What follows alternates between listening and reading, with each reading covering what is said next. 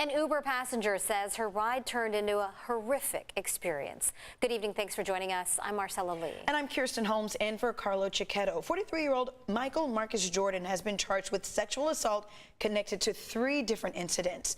One involves an Uber passenger. Tonight, that woman is sharing her story to warn others and put pressure on Uber to do more to keep riders safe. CBS 8's Abby Alford has her story.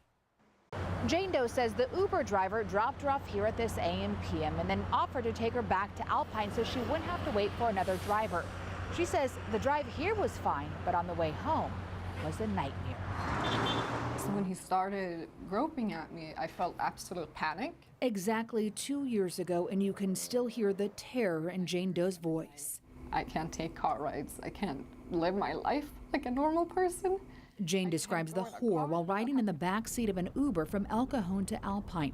She says it was 2:30 in the afternoon and she dozed off. And he was starting to slide his hand up underneath my skirt and like groping on the inside of my thighs. The young woman says that she panicked as the driver, now identified as 43-year-old Michael Marcus Jordan, sexually assaulted her. He grabbed my hand and was trying to hold on to me and still trying to pull my skirt up while also simultaneously trying to control the car and every once in a while stopping to quickly masturbate. Jane says Jordan is 7 feet tall, so he had to push his seat all the way back. Could drive with one arm and still reach me in the back seat and elbow me and try to grab my neck and stuff. She screamed, begging him to stop, but he became angrier and swerved up onto the shoulder. And I felt that this is the moment he's going to kill me, this is it. Jane says that she managed to jump out of the car, waving people down for help. Eventually, a mother and her kids took her to a gas station to call CHP and report the alleged sexual assault. It didn't feel fair. Why me again?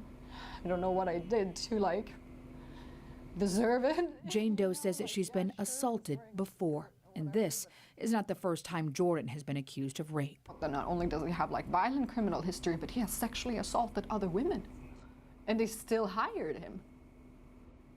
And to me, that is mind-boggling. A criminal complaint filed this week shows Jordan's been charged with 3 different sexual assaults stemming from January 2020, then the Jane Doe case in October 2020, and another one in July 2021. Records also show in 2006, Jordan was convicted and served almost 12 years in prison for felony assault with a deadly weapon as a second striker. Uber says Jordan joined the platform in October 2019 before the most recent sex assault charges, and he passed initial background checks. They say drivers cannot access the app if they have felonies within 7 years. Jane Doe says that's not good enough and is suing Uber in civil court. In a statement, an Uber spokesperson wrote, "We take reports of sexual assault seriously. We can say that we prioritize safety, which is why we invest in building in-app safety features."